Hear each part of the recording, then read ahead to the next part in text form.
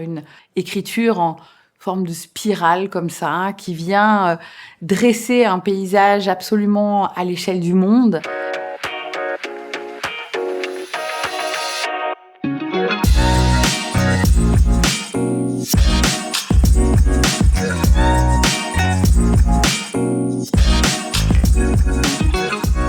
Eva Bogdanova, Saison toxique pour les fœtus, qui va nous raconter l'histoire d'un frère, une sœur et de leur cousine dans la Russie post-Yeltsin, au moment où les attentats contre la Tchétchénie pleuvent, on va dire, partout à Moscou, et comment finalement des jeunes gens vont essayer de trouver leur chemin, trouver leur voie, arriver à échapper à tout ce qui relève de la violence sexuelle dans ce pays, et malgré tout continuer à rêver.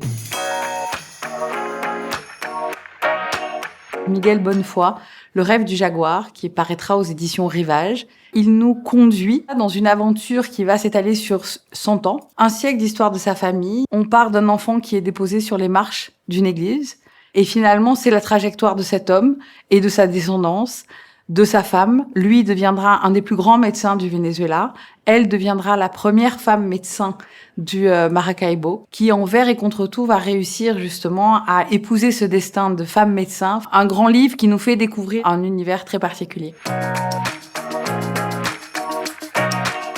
Trash Vortex de Mathieu Larnaudy.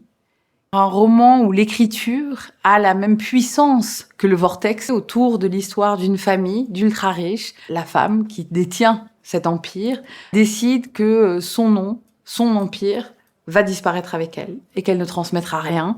Elle veut donner justement à une association qui s'occupera du trash vortex, c'est-à-dire cet amas de plastique dans l'océan.